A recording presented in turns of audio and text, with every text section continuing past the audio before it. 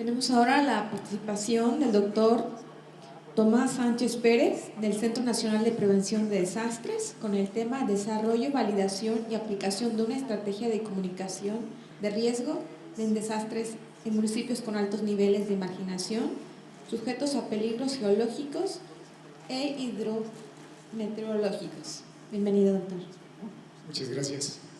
Bien, pues buenas tardes a todas, a todos. Es un gusto estar con ustedes. Agradezco al CONACYT también el apoyo brindado.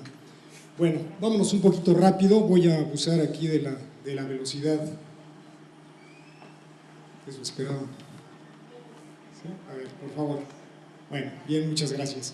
Vamos a platicar rápidamente de qué se trata. El Centro Nacional de Prevención de Desastres, como antecedente, es un organismo técnico y científico, es considerado como el brazo técnico del Sistema de Protección Civil Nacional. Estamos adscritos a la Secretaría de Gobernación y para la Secretaría siempre ha sido difícil saber qué se hace en el CENAPRED, perdón por la autocrítica.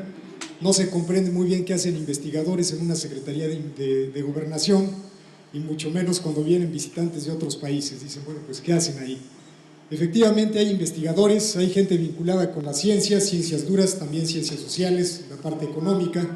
Hay gente desde vulcanólogos, geólogos, geofísicos, sismólogos, etcétera, estructuristas, gente vinculada con el estudio y el impacto de los desastres. De ahí que también tenemos un área de difusión, no un área de comunicación social, pero que hemos intervenido fuertemente en conocer cómo se hacen o cómo se elaboran las campañas institucionales de comunicación social. De ahí que el proyecto también nace como una especie de crítica hacia mejorar los procedimientos o las metodologías con las que típicamente se trabajan los temas, y en este caso temas vinculados con la seguridad de la población, temas de protección civil.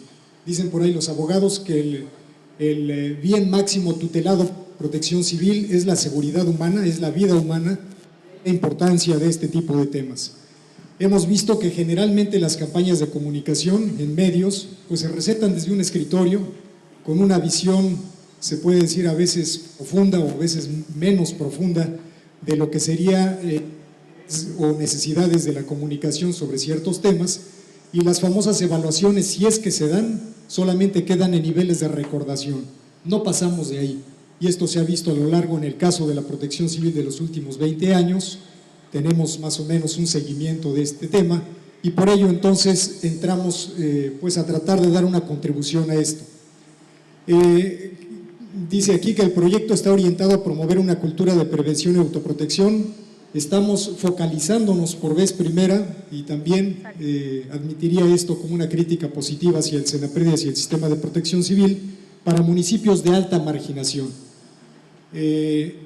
El desarrollo de estrategias de comunicación para reducir el riesgo de desastres, por tanto, se basan en las características que han sido estudiadas de algunos municipios que fueron focalizados. Vamos a comentar algunos criterios de por qué se decidió trabajar en ellos, y estamos intentando generar en una tercera etapa, que esperemos se dé. Ahorita llevamos 2 etapas del año pasado y de esta, en unos manuales que sean manuales prácticos para fortalecer la parte de comunicación social en los temas de protección civil.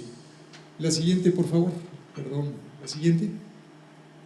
Bueno, lo que hicimos es primero hacer un diagnóstico. Generalmente también muchos investigadores en las áreas de reducción de riesgos de protección civil hablan de hacer estudios de percepción del riesgo de desastres, y lamentablemente también las metodologías son tan diversas como el número de especialistas hay en el tema. ¿Cómo hacer un buen estudio de percepción de riesgos? Estamos como aliados con la Facultad de Psicología de la UNAM, gente que ya por años ha trabajado también estudios de riesgo ambiental, y intentamos tener digamos, los principales módulos que debería de contener un instrumento, una encuesta para poder evaluar la percepción del riesgo de desastres. De manera que entonces ya avanzamos un poquito en ello.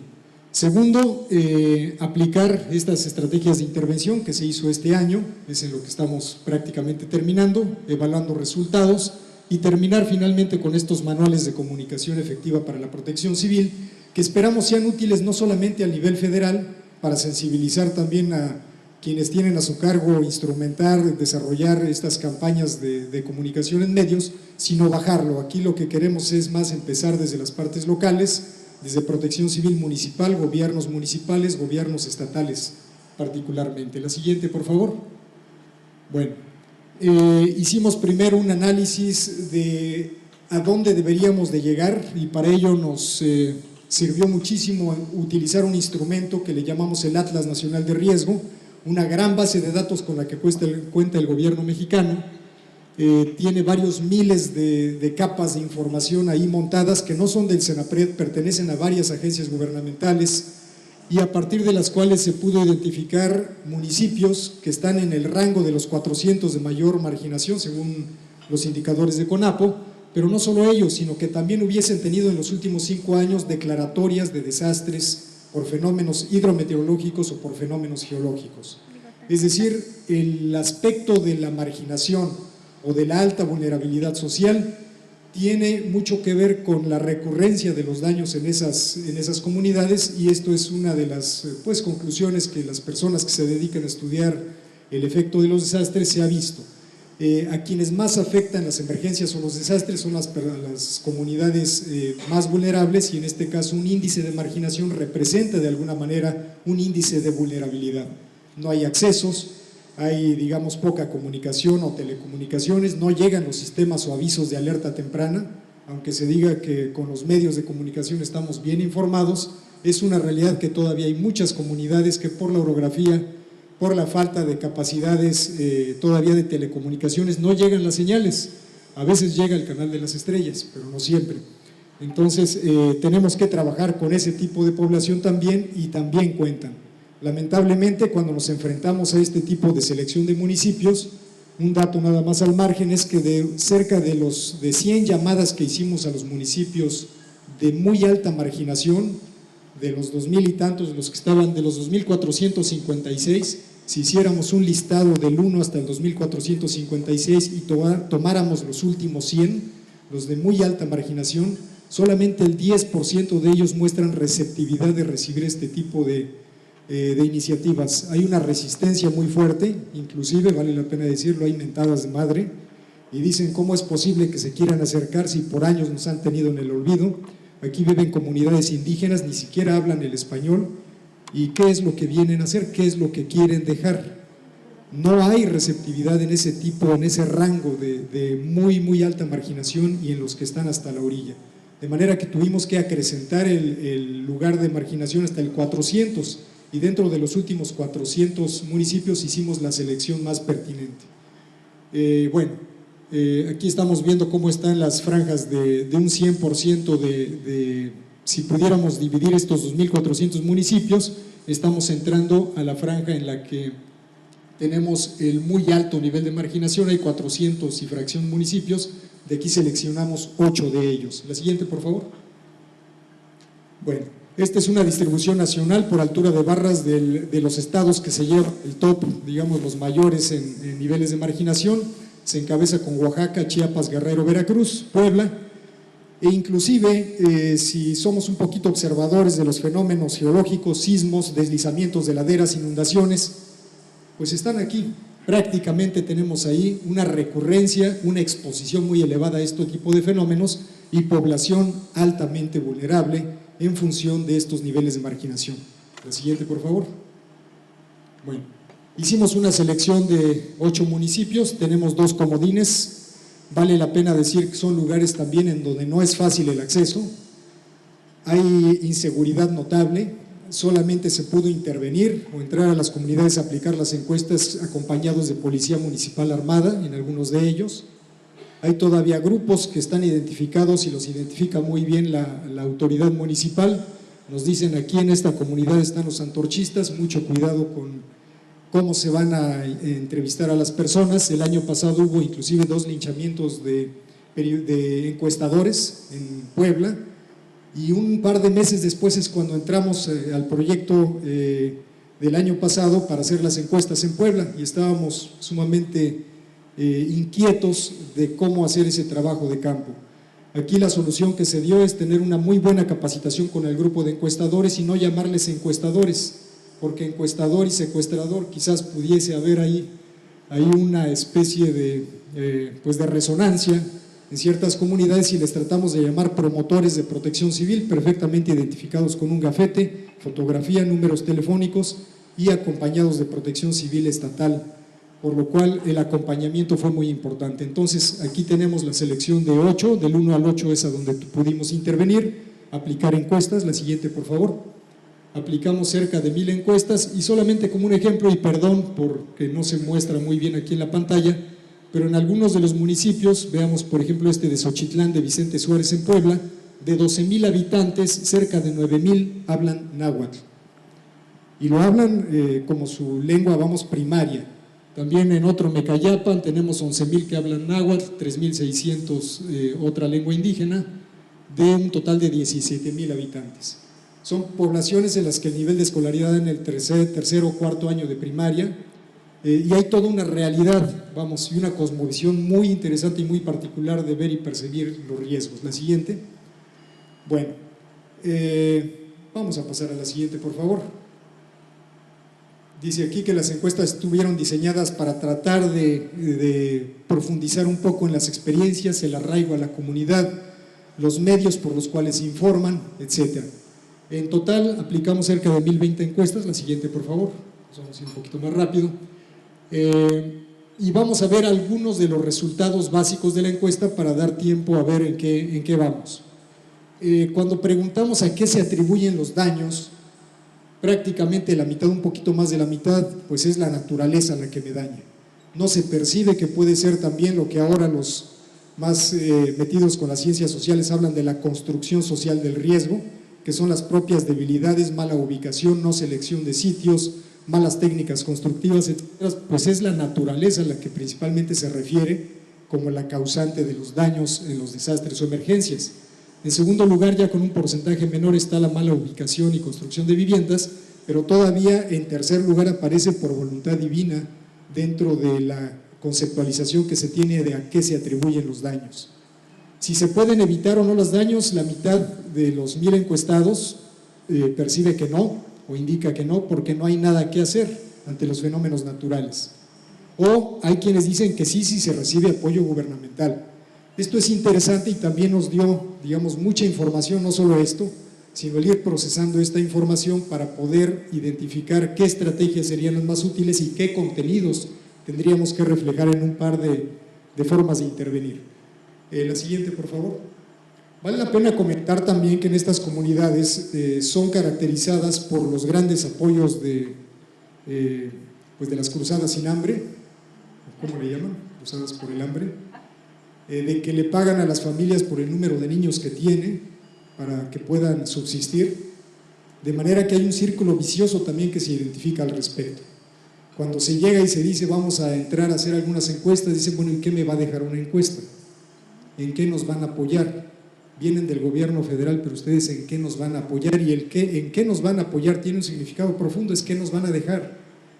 El solamente responder unas encuestas y ya cuando ven que es protección civil, ya les da otra connotación y ya se abren un poquito más. No obstante, son poblaciones muy acostumbradas a recibir también algo cuando llegan las personas a sus comunidades y no solamente recibir un cuestionario. Bueno, aquí hay algunas otras estadísticas, no me detendré mucho en ellas. Lo que más pierden las personas son animales y cultivo, por lo cual eso explica también la resistencia de poderse mover a otro lugar, inclusive cuando se les dice hay que evacuar o hay que dirigirse a un refugio temporal. La ciencia y la tecnología podrá estar muy avanzada, sistemas de alertamiento también, modelaciones de escurrimientos, identificación de susceptibilidad de que una ladera se pueda venir abajo, pero no se ha llegado a un nivel profundo de conocimiento de cómo se está percibiendo, vamos, algunas de estas cuestiones que son muy importantes para fines de protección civil. A pesar de los daños que han tenido, y recuerden que les comenté que todas estas comunidades han tenido declaratorias de emergencia o de desastre en los últimos 5 años, se les preguntó si hubo cambios positivos después del fenómeno. Alguien diría, bueno, ya pasada un desastre, una declaratoria de emergencia o de desastre, algo debió cambiar. Bueno, pues para ellos dicen que todo sigue igual, en la mayor parte de las barras, o algunos que sí cambiaron las cosas porque recibió un apoyo, otros que no recibieron ningún apoyo. Es muy variable esto. Vamos a pasar a la siguiente, por favor. Alertas y avisos, no se identifican alertas y avisos, 75% de la población no saben también, casi en un 60%, dónde están los refugios temporales. a pesar de que las autoridades municipales y estatales dicen están perfectamente ubicados. Todo el mundo sabe que son las escuelas o el centro de salud, el centro comunitario, pero las personas referían de los encuestados que no sabían dónde se ubicaban o más aún cómo llegar a ellos. Instancia en la que más confianza identifican, afortunadamente la instancia Protección Civil es bien vista y está por arriba de muchos otros, del sacerdote, de locutores de radio, de agencias municipales, de personal de salud. En primer lugar, sí se identifica la figura de Protección Civil como alguien que pudiese ayudar, de manera que ellos son aliados en el proceso de comunicación y por ello también los hicimos intervenir fuertemente. La siguiente, por favor. Bueno, sí son sensibles a los temas relativos con su seguridad. Se requieren estrategias entonces para fortalecerlos localmente y profundizar en esta famosa cultura de la prevención, que es a lo que se dedica el Centro de Prevención de Desastres, sin olvidar que estas personas no les vamos a poder modificar en el corto plazo su realidad, y es algo que vimos en los grupos de trabajo que teníamos, con investigadores, con especialistas. Si fueron observadores en algunas de las láminas anteriores, veíamos la tipología de la vivienda. Dista mucho de una vivienda de tabique y de castillos o dalas de concreto. No hay recursos para hacer ello, solamente son láminas y son tablas que la recubren por dentro con plástico para evitar el frío o la intemperie, pero ese es el sistema constructivo desplantado sobre piedras que no están unidas con ningún mortero cementante. Ese tipo de edificación, de vivienda, de tipología, no está trabajada por las sociedades técnicas convencionales de ingeniería estructural o de ingeniería sísmica, de manera que este es un reto también para la parte de las ciencias de la ingeniería, de los arquitectos, de los ingenieros civiles, de la gente que trabaja también en investigación en el CENAPRED, y que no solamente en los laboratorios se debieran probar las técnicas convencionales, sino también quizás dar soluciones, dar soluciones, y eso es lo que estamos concluyendo, e intervenir en cómo mejorar localmente, dado que ya tenemos población, varios miles, millones de personas que viven en esas condiciones. La siguiente, por favor. Bueno, hubo dos estrategias muy generales. Una fue talleres, que inicialmente los bautizamos como talleres comunitarios, y otra fue entrar con una caravana de la prevención, que así le llamamos. Hay un concepto interesante que le llamamos en la mochila de vida. La mochila de vida es qué es lo necesario que debieras tener en caso de que tuvieses que evacuar. Estas personas recurrentemente son afectadas, por tanto, tratamos de influir, de inducir en el uso de la mochila de emergencia, que así se le llama, que alguien diría, bueno, esto es reactivo, esto no es preventivo. Efectivamente se reconoce. No obstante, habría que aterrizar también el concepto de la mochila urbana, que muchos de ustedes les dicen, ten a la mano tu USB con tus documentos importantes, mete comida enlatada. Pues allá decían, ¿cuál comida enlatada? Aquí debemos de ponerle semillas, debemos de ponerle cacahuate tostado, debemos de poner tortilla, y con eso yo la libro 2 días. De manera que es muy interesante también el llevar estos conceptos de lo urbano a lo local y poder retroalimentarnos con ellos. Las personas designadas para asistir a los talleres, 4 talleres comunitarios que se hicieron, 3 de ellos fueron de este tipo. Son las personas que son ayudantes del presidente municipal en comunidades que quedan a 1 hora, muchas veces por terracería, de la cabecera municipal. Son comunidades sumamente aisladas, a veces grupos de 20 o de 30 viviendas que están a 1 hora de la cabecera. Curiosamente, prácticamente no participaron mujeres, porque el liderazgo todavía está muy marcado por la cuestión de género. Entonces, no obstante, también fueron, y muchos de ellos fueron con su traductor, la persona que entiende más el español y que pudiera entender lo que les decían los instructores. Aquí aprendimos que también hay que hablar lento, claro, para que le demos oportunidad a los que no hablan el español comúnmente a que entiendan esos conceptos y los fueran apropiando. La siguiente, por favor. Otro aspecto interesante, es recurrente el problema de laderas que se vienen abajo, de caídos, de derrumbes, y no existen sistemas para alertar, aunque ya existe tecnología para ello, no han llegado, y es complejo poder llevar este tipo de alertamientos cuando hay un umbral de lluvia que puede disparar estos deslizamientos de ladera. Con gente del CENAPRED, de áreas especializadas en la parte de dinámica de suelos, movimientos de ladera, se diseñó un pluviómetro casero. Es un tubo de PVC con un pedazo aquí de PET de Coca-Cola, cortada, una manguerita como las que utiliza la gente de la industria de la construcción para sacar niveles, y esto se puede ubicar en un poste de manera que esté monitoreando los niveles de lluvia. Y aquí les pusimos un rango de una cinta métrica y se le puso un color verde, amarillo o rojo. De manera que si esto en la comunidad organizada pueden ellos ver si 3 días o 2 días seguidos ha habido una cantidad de lluvia tal que llegue al color naranja, entonces hay que tomar cuidado porque esas laderas en las que viven pueden volverse inestables. Y más aún si ya está en rojo. Recordemos lo que acaba de suceder en Huauchinango, en Puebla, y es algo que se repite en muchas partes del país. Si bien existen los mapeos, los atlas de riesgo, y repito, no es nada contra mis compañeros investigadores que están en el Senapred o en otras áreas de gobierno, trabajando cartografía de riesgos o en los mismos institutos, todavía no hemos tenido la capacidad de llevar este conocimiento a una forma práctica de utilizarlo y hacer corresponsables también a los locales de su propia seguridad. En Colombia hay un proyecto muy interesante sobre ello que les llaman las guardianas de las laderas. Son mujeres que se organizan para hacer monitoreo de laderas en época de lluvias, con un instrumento muy parecido a este, un pluviómetro casero, y pueden saber cuando los rangos ya son peligrosos para tomar alguna acción de alertamiento. La siguiente, por favor. Bueno, hubo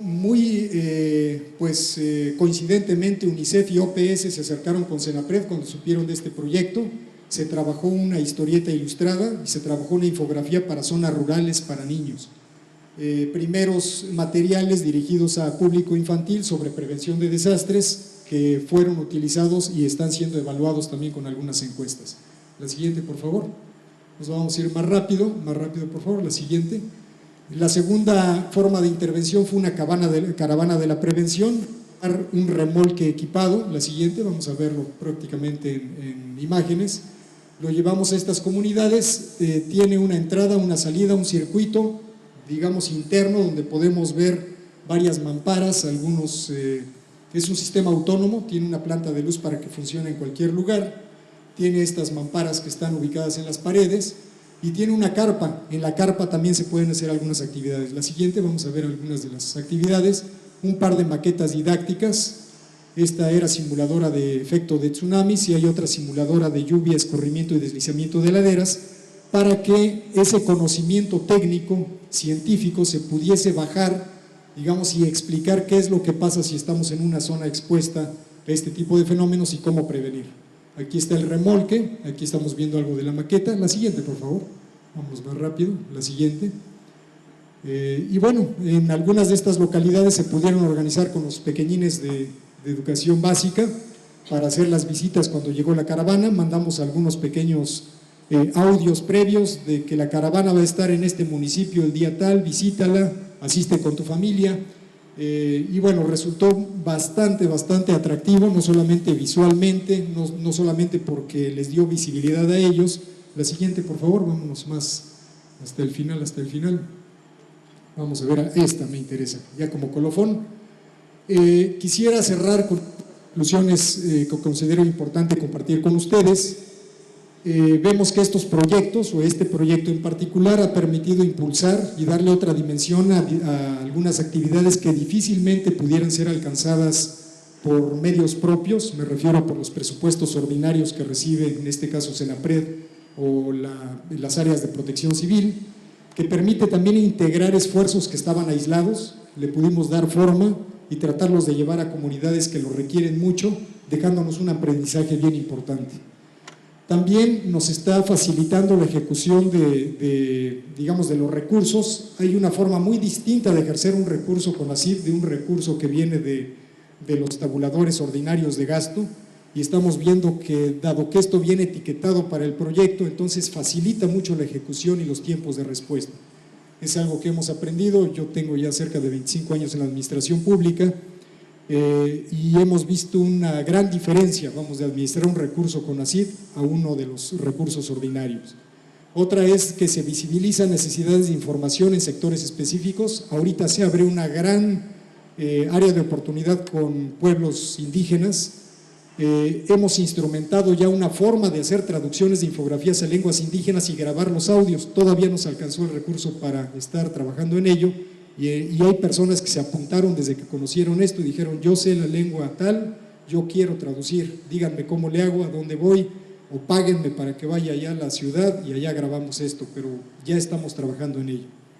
Genera también mayor conciencia en servidores públicos sobre el valor social que tiene esta información y bajamos un poquito esa reticencia que hay a veces de algunos doctores, maestros, posgrados que muchas veces no quieren salir de su área de confort para entrar a este tipo de trabajo.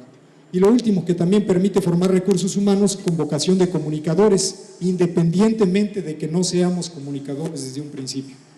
Hay mucha gente que tiene habilidades de comunicación sin haber estudiado para ellos, hay que explotarlas, es un gran beneficio. Ahora en el Senapred estamos formando un grupo de gente comprometida con la comunicación. A raíz de este proyecto están entusiasmados compañeros de otras áreas que los estamos subiendo al remolque y vámonos. Ojalá y para el futuro pues hagamos también más campañas de este tipo de la caravana de la prevención. Ya está todo equipado y solamente es dedicarle tiempo, programarlo y salir. Muchas gracias, parece que ya me agoté el tiempo y andamos, recibiría algunas preguntas. Traía un video de 3 minutos, pero mejor me gustaría intercambiar con ustedes algunas preguntas, si desean así, y si no, después que nos compartan los organizadores el video. Muchas gracias.